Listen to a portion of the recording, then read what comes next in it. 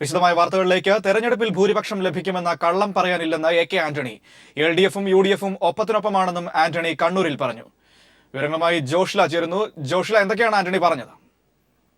UDF ഭരണത്തിൽ വരുമെന്ന് കള്ളം പറയാൻ താനില്ലെന്നായിരുന്നു എ കെ ആന്റണി കണ്ണൂരിൽ പറഞ്ഞത്. കണ്ണൂരിലെ മീറ്റ് ദ പ്രസിൽ UDF ഭൂരിപക്ഷം നേടുമോ എന്ന മാധ്യമപ്രവർത്തകരുടെ ചോദ്യത്തിന് എ കെ ആന്റണി മറുപടി പറയുകയായിരുന്നു. LDF-ഉം UDF-ഉം ഒപ്പത്തിനൊപ്പം എന്ന് പറയാനാണ് താൻ ആഗ്രഹിക്കുന്നതെന്നും കള്ളം പറയാൻ താനില്ലെന്നും അദ്ദേഹം ആവർത്തിച്ചു പറഞ്ഞു.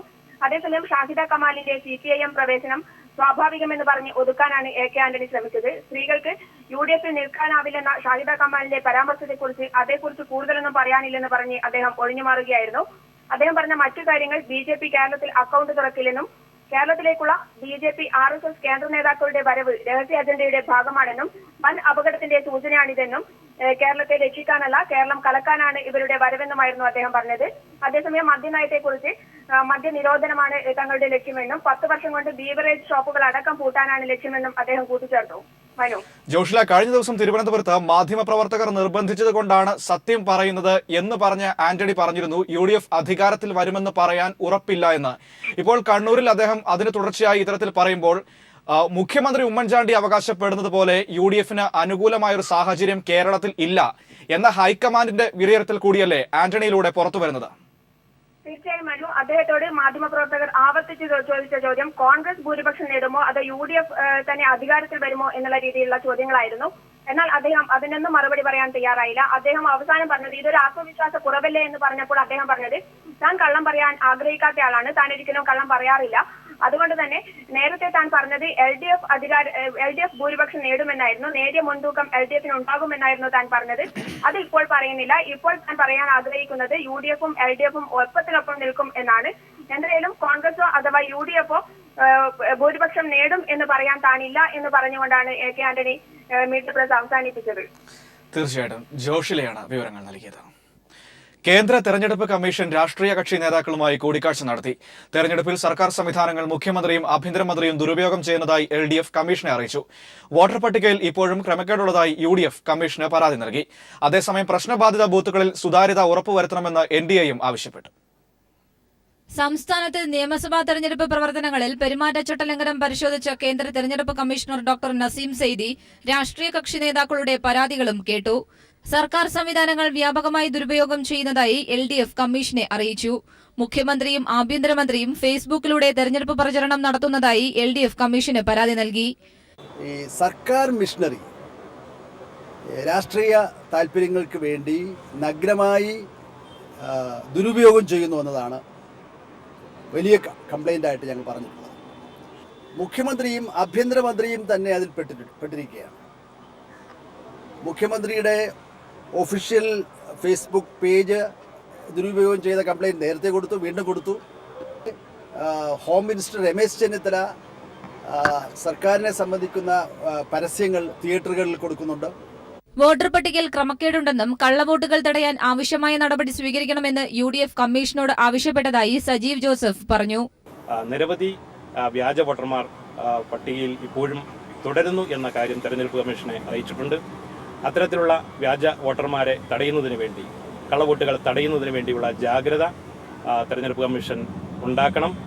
അതേസമയം പ്രശ്നബാധിത ബൂത്തുകളിൽ സുതാര്യമായ തെരഞ്ഞെടുപ്പ് നടത്തുന്നതിനാവശ്യമായ നടപടി സ്വീകരിക്കണമെന്ന് NDA ആവശ്യപ്പെട്ടു.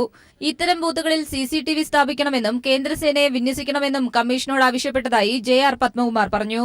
കേരളത്തിലെ സെൻസിറ്റീവ് ബൂത്തുകൾ ഫ്രീ ആൻഡ് ഫെയർ ഇലക്ഷൻ നടത്തുന്നതിന് വേണ്ടിയിട്ട് വോട്ടേഴ്സിന് അവരുടെ സമ്മതിദാന അവകാശം ഒരു ഭയവുമില്ലാതെ വിനിയോഗിക്കുന്നതിനാവശ്യമായ നടപടികൾ സ്വീകരിക്കണം. അതുപോലെ തന്നെ അതിന് CCTV ക്യാമറകൾ സ്ഥാപിക്കണം. സെൻട്രൽ ഫോഴ്സിനെ ഡിപ്ലോയ് ചെയ്യണം. തെരഞ്ഞെടുപ്പിൽ പ്രവാസി വോട്ട് സംബന്ധിച്ചുള്ള ആശങ്കകൾ നിലനിൽക്കുന്നതായി മുസ്ലിം ലീഗും കമ്മീഷനെ അറിയിച്ചു. പോസ്റ്റൽ വോട്ട് വഴിയുള്ള ക്രമക്കേടുകൾ തടയണമെന്നും അവർ ആവശ്യപ്പെട്ടു. രാഷ്ട്രീയ കക്ഷി നേതാക്കളുടെ ആവശ്യങ്ങളിൽ പരിശോധിച്ച് ഉചിതമായ നടപടി സ്വീകരിക്കുമെന്നാണ് കമ്മീഷൻ ഉറപ്പു നൽകിയത്. News bureau, Thiruvananthapuram. പെരുമ്പാവൂരിൽ നിയമവിദ്യാർത്ഥിനി ജിഷ കൊല്ലപ്പെട്ടത് ക്രൂര ബലാത്സംഗത്തിന് ഇരയായ ശേഷം. ജിഷയുടെ ശരീരമാസകലം ആഴത്തിലുള്ള മുറിവുകളെന്ന് പോസ്റ്റ്മോർട്ടം റിപ്പോർട്ട്. ആന്തരികാവയവങ്ങൾ പുറത്തുവന്ന നിലയിലായിരുന്നുവെന്നും വിവരം. ഇക്കഴിഞ്ഞ ഏപ്രിൽ 28-നാണ് ദാരുണ സംഭവം അരങ്ങേറിയത്. പെരുമ്പാവൂർ വട്ടോളിപ്പിടി കനാൽ ബണ്ടിനടുത്ത് താമസിക്കുന്ന നിയമവിദ്യാർത്ഥിനി ജിഷയാണ് അതിക്രൂരമായ ബലാത്സംഗത്തിനിരയാവുകയും കൊല്ലപ്പെടുകയും ചെയ്തത്. ജിഷയുടെ അമ്മ കൂലിപ്പണിക്ക് പുറത്തുപോയ സമയത്താണ് സംഭവം നടന്നത്. വൈകിട്ട് അമ്മ തിരിച്ചെത്തിയപ്പോഴാണ് കൊല്ലപ്പെട്ട നിലയിൽ ജിഷയുടെ മൃതദേഹം കണ്ടത്. ബലാത്സംഗം ചെയ്ത ശേഷം മുഖം ഭാരമുള്ള വസ്തുകൊണ്ട് ഇടിച്ചു പരിക്കേൽപ്പിച്ച നിലയിലായിരുന്നു. ശരീരത്തിൽ പലയിടത്തും കുത്തേറ്റിട്ടുണ്ട്. മർദ്ദനമേറ്റ് കുടൽ പുറത്തു വന്ന നിലയിലുമായിരുന്നു. കുറ്റകൃത്യം നടന്ന് 5-ാം ദിവസമായിട്ടും പ്രതികളെക്കുറിച്ച് ഒരു തുമ്പുപോലും പോലീസിന് ലഭിച്ചില്ല. പെരുമ്പാവൂർ ഡിവൈഎസ്പിയുടെ മേൽനോട്ടത്തിൽ 2 സ്ക്വാഡുകൾ രൂപീകരിച്ചാണ് അന്വേഷണം നടക്കുന്നത്. കുറ്റകൃത്യത്തിന്റെ സ്വഭാവം കണക്കിലെടുത്ത് ഇതര സംസ്ഥാന തൊഴിലാളികൾക്ക് സംഭവത്തിൽ പങ്കുണ്ടാകാമെന്ന് പോലീസ് സംശയിക്കുന്നുണ്ട്. അയൽവാസികൾ ഉൾപ്പെടെ പലരെയും പോലീസ് ചോദ്യം ചെയ്തിട്ടുണ്ട്. എന്നാൽ കാര്യമായ ഒരന്വേഷണ പുരോഗതിയും ഇതുവരെ ഉണ്ടായിട്ടില്ലെന്ന് അന്വേഷണ ഉദ്യോഗസ്ഥർ തന്നെ സമ്മതിക്കുന്നു. അതിക്രൂരമായി മാനഭംഗത്തിനിരയാക്കി കൊലപ്പെടുത്തിയിട്ടും ഇത് സംബന്ധിച്ച് ഊർജിതമായ അന്വേഷണം നടത്താതെ പോലീസ് അലംഭാവം വരുത്തുന്നതിനെതിരെ വിവിധ കോണുകളിൽ നിന്ന് ആരോപണം ഉയർന്നിട്ടുണ്ട്. News bureau, Kochi. പാചകവാതക വില കേന്ദ്ര സർക്കാർ കുത്തനെ കൂട്ടി. ഗാർഹികാവശ്യത്തിനുള്ള സിലിണ്ടറിന് 18 രൂപയും വ്യാവസായിക ആവശ്യത്തിനുള്ള സിലിണ്ടറിന് 20 രൂപയുമാണ് കൂട്ടിയത്. സബ്സിഡി സിലിണ്ടറിന് 541.50 രൂപയാണ് വില. മണ്ണെണ്ണയിൽ ലിറ്ററിന് 3 രൂപയുടെ വർധന വരുത്തി. വ്യോമയാന ഇന്ധനത്തിന്റെ വിലയിൽ 1.5% വർധന വരുത്തിയിട്ടുണ്ട്. പെട്രോൾ, ഡീസൽ വില വർധനയ്ക്ക് പിന്നാലെയാണ് പാചകവാതക വിലയും വർദ്ധിപ്പിച്ചത്. പെട്രോളിന് ലിറ്ററിന് 1.6 രൂപയും ഡീസലിന് 2.94 രൂപയും നേരത്തെ എണ്ണ കമ്പനികൾ കൂട്ടിയിരുന്നു.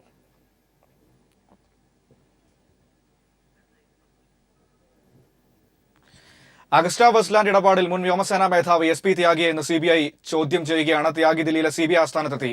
അഗസ്റ്റ വെസ്റ്റ്ലാൻഡ് പ്രശ്നം ഇന്നും പാർലമെന്റിനെ പ്രക്ഷുബ്ധമാക്കുന്നു. വിവരങ്ങളുമായി സന്തോഷ് ദില്ലിയിൽ നിന്ന് ചേരുന്നു. സന്തോഷ്, SP ത്യാഗിയെ CBI ചോദ്യം ചെയ്ത് തുടങ്ങിയോ? എന്താണ് വിവരങ്ങൾ? മനു, അഗസ്റ്റ വെസ്റ്റ്ലാൻഡ് അഴിമതിയുമായി ബന്ധപ്പെട്ട് നേരത്തെ തന്നെ 3 തവണ ത്യാഗിയെ CBI ചോദ്യം ചെയ്തിരുന്നു. ഇപ്പോൾ ഇറ്റലിയിൽ കൂടുതൽ തെളിവുകൾ പുറത്തുവന്ന സാഹചര്യത്തിലാണ് വീണ്ടും CBI SP ത്യാഗിയെ ചോദ്യം ചെയ്യുന്നത്. നേരത്തെ തന്നെ വ്യോമസേനയുടെ മേധാവിയായ SP ത്യാഗിയെ ഈ വിഷയത്തിൽ ചോദ്യം ചെയ്തിരുന്നു. ഏതായാലും ഇന്ന് രാവിലെ തന്നെ ഈ വിഷയത്തിൽ ചോദ്യം ചെയ്യുന്നതിനായി ത്യാഗി CBI ആസ്ഥാനത്തെത്തി. അതിനുശേഷം 2 മണിക്കൂറിലധികമാണ് ചോദ്യം ചെയ്യൽ നീണ്ടുനിന്നത്. ഈ വിഷയം പ്രത്യേകിച്ചും ഇപ്പോൾ പാർലമെന്റിൽ ഉൾപ്പെടെ പ്രക്ഷുബ്ധമാക്കിയിരിക്കുകയാണ്. ഈ സാഹചര്യത്തിൽ തന്നെയാണ് ആ സമയത്തുണ്ടായിരുന്ന 2012 സമയത്ത് ഈ അഗസ്റ്റ വെസ്റ്റ്ലാൻഡ് അഴിമതി നടന്ന സമയത്തുണ്ടായ കൂടുതൽ ഉന്നത ഉദ്യോഗസ്ഥരിലേക്കും അതോടൊപ്പം തന്നെ രാഷ്ട്രീയ നേതൃത്വത്തിലേക്കും എല്ലാം തന്നെ ഇപ്പോൾ ഈ കാര്യങ്ങൾ വിരൽ ചൂടുന്നത്. പ്രതിരോധ മന്ത്രാലയം ഒരു പ്രത്യേക അന്വേഷണ സംഘത്തെ രൂപീകരിക്കുകയും 40-ലധികം ഫയലുകൾ വിശദമായി പരിശോധിച്ചുകൊണ്ട് അന്ന് പ്രതിരോധ മന്ത്രിയായിരുന്ന AK ആന്റണി ഉൾപ്പെടെയുള്ളവർക്കെതിരെ തെളിവുകൾ ശേഖരിച്ചിട്ടുണ്ട്. ഈ കാര്യങ്ങളെല്ലാം ഉൾക്കൊള്ളിച്ചുകൊണ്ട് മറ്റന്നാൾ പ്രതിരോധ മന്ത്രി മനോഹർ പരീക്കർ ഈ പാർലമെന്റിൽ ഈ വിഷയത്തിൽ പ്രസ്താവന നടത്തുമെന്നും അറിയാൻ കഴിയുന്നു. ഏതായാലും ഈ വിഷയത്തിൽ കൂടുതൽ നിയമക്കുരുക്കിലേക്ക് അന്നത്തെ UPA സർക്കാരും അതോടൊപ്പം തന്നെ വ്യോമസേന ഉദ്യോഗസ്ഥരും നീങ്ങുകയാണ്. തീർച്ചയായിട്ടും. സന്തോഷാണ് ദില്ലിയിൽ നിന്നും വിവരങ്ങൾ നൽകിയത്. അഗസ്റ്റ വെസ്റ്റ്ലാൻഡ് വിഷയത്തിൽ രാജ്യസഭയിൽ ഇന്നും ബഹളം. വിഷയത്തിൽ പാർലമെന്റിൽ ചർച്ച വേണമെന്ന് കോൺഗ്രസ് അംഗങ്ങൾ സഭയുടെ നടുത്തളത്തിലിറങ്ങി രാജ്യസഭ നിർത്തിവെച്ചു. വിവരങ്ങളുമായി സന്തോഷ് സാർലിംഗ് ദില്ലിയിൽ നിന്നും ചേരുന്നു. സന്തോഷ്, എങ്ങനെയായിരുന്നു ഭരണ പ്രതിപക്ഷ കക്ഷികളുടെ വാദപ്രതിവാദങ്ങൾ അഗസ്റ്റ വെസ്റ്റ്ലാൻഡ് വിഷയത്തിൽ പാർലമെന്റിൽ?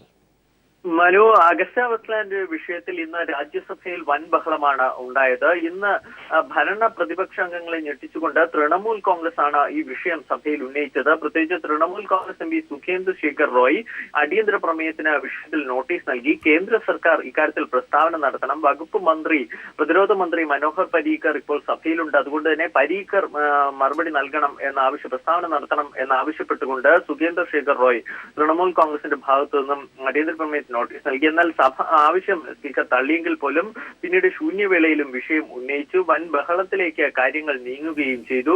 ഇതിനിടയിൽ കോൺഗ്രസ് ആകട്ടെ ഈ അഗസ്റ്റ വെസ്റ്റ്ലാൻഡിനെ പ്രതിരോധിക്കാനായി ഗുജറാത്ത് സ്റ്റേറ്റ് പെട്രോളിയം മന്ത്രാലയത്തിന്റെ CAG റിപ്പോർട്ട് ഉണ്ടായിരുന്നു പെട്രോളിയം വകുപ്പിനെതിരെ. ആ റിപ്പോർട്ട് സഭയിൽ ഇന്ന് ഉന്നയിച്ചു. ഏകദേശം 20,000 കോടി രൂപയുടെ തട്ടിപ്പ് വിവിധ ബാങ്കിൽ നിന്നും വായ്പ എടുത്തതിലൂടെ ഗുജറാത്ത് സ്റ്റേറ്റ് പെട്രോളിയം കമ്പനി നടത്തിയെന്നും അന്ന് മുഖ്യമന്ത്രിയായിരുന്ന നരേന്ദ്രമോദി ആയിരുന്നുവെന്നും കോൺഗ്രസ് ഉയർത്തിക്കാണിച്ചു. ഈ ആവശ്യത്തിൽ ചർച്ച വേണമെന്ന് ആവശ്യപ്പെട്ടുകൊണ്ട് സഭയുടെ നടുത്തളത്തിൽ ഇറങ്ങുകയും ചെയ്തു.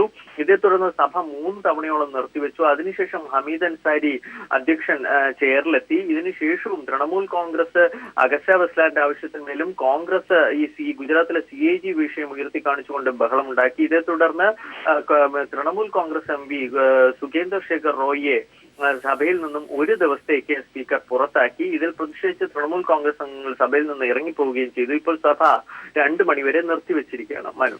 തീർച്ചയായിട്ടും. സന്തോഷ് സാർലിംഗ് ദില്ലിയിൽ നിന്നും. ഏകീകൃത പൊതുപ്രവേശന പരീക്ഷയ്ക്ക് മേൽനോട്ട സമിതിയെ രൂപീകരിച്ചു. മുൻ ചീഫ് ജസ്റ്റിസ് RM ലോധയാണ് സമിതിയുടെ അധ്യക്ഷൻ. മെഡിക്കൽ എഞ്ചിനീയറിംഗ് ഏകീകൃത പ്രവേശന പരീക്ഷ നീറ്റിനെതിരെ വിവിധ സംസ്ഥാനങ്ങൾ നൽകിയ ഹർജികൾ സുപ്രീംകോടതി നാളെ പരിഗണിക്കും. ഈ അധ്യയന വർഷം നീറ്റ് പ്രാബല്യത്തിൽ വരുത്തരുതെന്നാണ് പ്രധാന ആവശ്യം. സംസ്ഥാനങ്ങളുടെ പ്രവേശന പരീക്ഷ അസാധുവാക്കരുതെന്നും ആവശ്യമുണ്ട്. ഉമ്മൻചാണ്ടിക്കെതിരെ 31 കേസുകളുണ്ടെന്ന ആരോപണത്തിൽ ഉറച്ചു നിൽക്കുന്നുവെന്ന് VS അച്യുതാനന്ദൻ. ഈ കേസുകളുടെ വിശദാംശങ്ങൾ ഉൾപ്പെടെയുള്ള കാര്യങ്ങൾ തന്റെ ഫേസ്ബുക്ക് പോസ്റ്റിൽ നിരത്തിയാണ് VSന്റെ വിമർശനം. തെരഞ്ഞെടുപ്പിൽ UDFന് വലിയ മുൻതൂക്കമില്ലെന്ന AK ആന്റണിയുടെ പ്രസ്താവന ശരിവച്ച് വക്കം പുരുഷോത്തമൻ. സ്ഥാനാർത്ഥി നിർണയ ചർച്ചയിൽ ചിലർ അനാവശ്യ വിവാദങ്ങൾ ഉണ്ടാക്കിയത് തിരിച്ചടിയായി. കോൺഗ്രസിലെ മുറിവ് ഇനിയും ഉണങ്ങിയിട്ടില്ലെന്നും വക്കം People TVയോട് പറഞ്ഞു. സ്ഥാനാർത്ഥി നിർണയ ചർച്ചകൾക്ക് മുമ്പുണ്ടായിരുന്ന മേൽക്കൈ UDFന് ഇപ്പോഴില്ലെന്ന് വക്കം പുരുഷോത്തമൻ തുറന്നടിച്ചു. ദില്ലി ചർച്ചകൾ തിരിച്ചടിയുണ്ടാക്കി. 2 ആഴ്ചയ്ക്ക് മുമ്പ് വരുന്നെങ്കിൽ ഞാൻ UDF വീണ്ടും അധികാരത്തിൽ വരുന്നെന്ന് തറപ്പിച്ച് പറയുമായിരുന്നു. കുറേ ആവശ്യമില്ലാത്ത കോൺട്രവേഴ്സി എല്ലാം വന്നു അതിനിടയിൽ. അതൊന്നും കുറേയൊക്കെ അവോയ്ഡ് ചെയ്യുകയും ചെയ്യാമായിരുന്നു.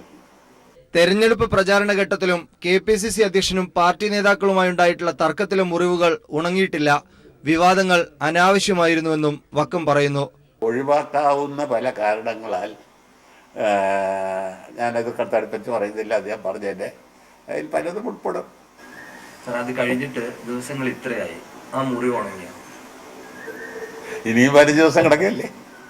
മുന്നണികൾ ഒപ്പത്തിനൊപ്പമാണെന്ന ആന്റണിയുടെ നിലപാടിനോട് യോജിപ്പാണ്. പടലപ്പിണക്കങ്ങൾ മാറ്റിവെച്ച് ഇനിയുള്ള 15 ദിവസം പ്രചാരണത്തിൽ ഒറ്റക്കെട്ടായി നിൽക്കണമെന്നാണ് വക്കത്തിന്റെ മുന്നറിയിപ്പ്. MR Sajesh, news bureau, Thiruvananthapuram. AICC അംഗം ഷാഹിദ കമാൽ CPIM-ലേക്ക്. ന്യൂനപക്ഷ വനിതകൾക്ക് കോൺഗ്രസിൽ കടുത്ത അവഗണനയെന്ന് ഷാഹിദ കമാൽ പറഞ്ഞു. കൊല്ലം ചവറയിലെ CPIM വേദിയിൽ ഷാഹിദ കമാൽ പ്രസംഗിച്ചു. നാടകീയമായിട്ടായിരുന്നു ഷാഹിദ കമാലിന്റെ പാർട്ടി മാറ്റം. CPIM സംസ്ഥാന സെക്രട്ടറി കോടിയേരി ബാലകൃഷ്ണൻ പങ്കെടുത്ത ചവറയിലെ LDF സ്ഥാനാർത്ഥി വിജയൻപിള്ളയുടെ തെരഞ്ഞെടുപ്പ് കൺവെൻഷനായിരുന്നു വേദി. ആദ്യം കോടിയേരി എത്തി. തൊട്ടുപിന്നാലെ പ്രകടനവുമായി ഷാഹിദയും സംഘവും ഏവരെയും ഞെട്ടിച്ചുകൊണ്ട് കടന്നുവന്നു. സംസ്ഥാനത്തെ അഖിലേന്ത്യയിലെ പ്രധാനപ്പെട്ട ഒരു നേതാവായ AICC മെമ്പറായ, ഇപ്പോൾ AICC മെമ്പറും KPCC എക്സിക്യൂട്ടീവുമായ ഷാഹിദ കമാൽ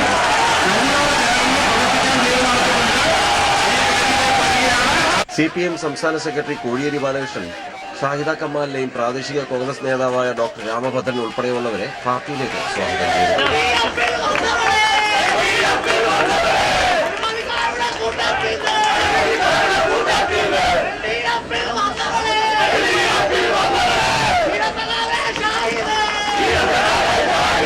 CPIM-ലെത്തിയ ഷാഹിദ കോൺഗ്രസ് പാർട്ടിയെയും ഉമ്മൻചാണ്ടി സർക്കാരിനെയും രൂക്ഷഭാഷയിൽ വിമർശിച്ചു.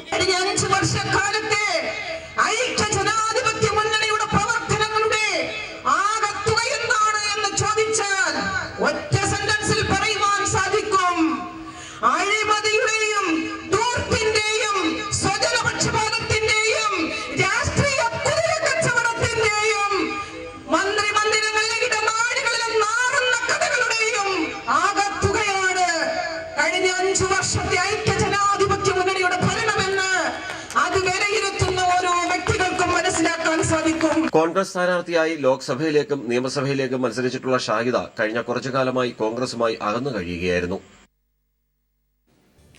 അഴീക്കോട് മണ്ഡലത്തിലെ നാറാത്ത് നിന്നും 15 ലീഗ് പ്രവർത്തകർ LDF-ലേക്ക്. നികേഷ് കുമാറിന് നൽകിയ സ്വീകരണ ചടങ്ങിൽ CPIM 15 പേർക്കും സ്വീകരണം നൽകി. ന്യൂനപക്ഷ സംരക്ഷണം CPIM-നെ സാധ്യമാകൂ എന്ന വിശ്വാസത്തിലാണ് പാർട്ടി മാറുന്നതെന്ന് സ്വീകരണ ചടങ്ങിന് ശേഷം CPIM-ലേക്ക് മാറിയവർ പറഞ്ഞു. അഴീക്കോട് മണ്ഡലത്തിലെ നാറാത്തു നിന്നും 15 ലീഗ് പ്രവർത്തകരാണ് CPIM-ലേക്ക് മാറിയത്. ഇവർക്ക് അഴീക്കോട് മണ്ഡലം LDF സ്ഥാനാർത്ഥി MV നികേഷ് കുമാറിന്റെ പൊതുയോഗത്തിൽ CPIM സ്വീകരണം നൽകി. CPIM ന്യൂനപക്ഷങ്ങൾക്ക് സംരക്ഷണം നൽകുമെന്ന ഉറച്ച വിശ്വാസത്തിലാണ് താങ്കൾ CPIM-ലേക്കും വരുന്നതെന്ന് CPIM-ലേക്ക് മാറിയ ലീഗ് പ്രവർത്തകൻ ഷംനാസ് പറയുന്നു. ഫാസിസ്റ്റ് ശക്തികൾക്കെതിരെ ചെറുത്തു നിൽക്കാൻ വേണ്ടി ഇപ്പോൾ CPIM-നെ കഴിയുന്നുള്ളൂ. ന്യൂനപക്ഷങ്ങൾക്ക് വേണ്ടി എവിടെയും ഏത് വിധേയം നിൽക്കുന്നത് CPIM എന്ന പാർട്ടിയാണ്. ഇപ്പോൾ നടന്ന ബീഫ് ഫെസ്റ്റ് നടത്തിയതും എല്ലാ ഭാഗത്തും ബീഫ് ഫെസ്റ്റ് നടത്തിയതും അതുപോലെ തന്നെ ജാനുവിൽ കനകകുമാറിന് വേണ്ടി എല്ലാവിധ സപ്പോർട്ടും നൽകിയതും ഈ പാർട്ടി തന്നെയായിരുന്നു. അതുപോലെ എല്ലാ സമയത്തും എല്ലാവർക്കും ഭൂരിപക്ഷങ്ങൾക്കായാലും ന്യൂനപക്ഷങ്ങൾക്ക് എപ്പോഴും സമാധാനത്തോടെ ജീവിക്കാൻ വേണ്ടി കേരളത്തിലല്ല എവിടെയാലും തരുന്നത് CPIM പാർട്ടി. വളപട്ടണം പഞ്ചായത്തിലെ നാറാത്ത് ലീഗ് കേന്ദ്രമെന്നായിരുന്നു അറിയപ്പെട്ടിരുന്നത്. കഴിഞ്ഞ ത്രിതല പഞ്ചായത്ത് തെരഞ്ഞെടുപ്പോടെ 3 സീറ്റുകൾ പഞ്ചായത്തിലും 1 സീറ്റ് ബ്ലോക്ക് പഞ്ചായത്തിലും നേടി CPIM ചരിത്രം മാറ്റിക്കുറിച്ചു. വീണ്ടും നാറാത്ത് മാറുകയാണ്. ഷംനാസ് അടക്കമുള്ള ലീഗ് പ്രവർത്തകരുടെ CPIMലേക്കുള്ള വരവും സൂചിപ്പിക്കുന്നത് പുതിയ തലമുറയുടെ മാറ്റമാണ്. ഇത് അഴീക്കോട് മണ്ഡലത്തിൽ ആകെ ബാധിച്ച മാറ്റത്തിന്റെ സൂചനയാണ് നൽകുന്നതും. PV Joshila, news bureau, Kannur. People ടിവിയുടെ തെരഞ്ഞെടുപ്പ് ചർച്ചാ പരിപാടിയായ പടക്കളത്തിൽ ഇന്ന് എറണാകുളം ജില്ല. സംവാദവേദിയിൽ വൻകിട വികസന പദ്ധതികൾക്കൊപ്പം കുടിവെള്ള പ്രശ്നവും മുഖ്യ ചർച്ചാ വിഷയമായി. പടക്കളം ഇന്ന് രാത്രി 9 മണിക്ക് പീപ്പിൾ ടിവിയിൽ സംപ്രേഷണം ചെയ്യും. നിങ്ങളുടെ ഓരോരുത്തരുടെ അക്കൗണ്ടിൽ 15-20 लाख रुपया अकाउंट में आएगा എന്നാ പറഞ്ഞത്. അത് സത്യത്തിൽ ഞാൻ വിശ്വസിച്ചിട്ടുണ്ട്. UDF നിരത്തുന്ന വികസന പദ്ധതികളുടെ യഥാർത്ഥ മുഖം എന്തെന്ന ചോദ്യമായിരുന്നു ചർച്ചകളിൽ പങ്കെടുത്തവർ ഉന്നയിച്ചത്. മെട്രോ, സ്മാർട്ട് സിറ്റി എന്നിവ UDF സർക്കാരിന്റെ മുഖചിത്രമായി അവതരിപ്പിക്കപ്പെടുന്നതിനെതിരെ പദ്ധതിയുടെ വസ്തുതകൾ അറിയാവുന്ന ജില്ലയിലെ വോട്ടർമാരിൽ നിന്ന് രൂക്ഷ വിമർശനമാണ് പലപ്പോഴും ഉയർന്നത്. കോൺഗ്രസിന്റെ നേതാക്കന്മാരോട് നമ്മൾ അഴിമതിയെക്കുറിച്ച് ചോദിക്കരുത്. നമ്മൾ സാധാരണ ശവത്തി കുത്തി നോവിക്കരുതെന്ന് പറയാറുണ്ട്. അത് അവരുടെ കുഴപ്പമല്ല. കോൺഗ്രസും അഴിമതിയും തമ്മിൽ ഇരട്ടപെറ്റ മക്കളാ. CPIM സംസ്ഥാന സെക്രട്ടേറിയറ്റ് അംഗം CN മോഹനൻ, KPCC മുൻ general secretary N Venugopal, BJP നേതാവ് EN നന്ദകുമാർ എന്നിവരാണ് പ്രമുഖ മുന്നണികളെ പ്രതിനിധീകരിച്ച് പങ്കെടുത്തത്. എറണാകുളം ടൗൺ ഹാളിൽ നടന്ന പരിപാടിയിൽ നിരവധി പേർ ചർച്ചകൾ പങ്കെടുത്തു. എറണാകുളം ജില്ലയിലെ പടക്കളം ഇന്ന് രാത്രി 9 സംപ്രേഷണം ചെയ്യും. News bureau, Kochi.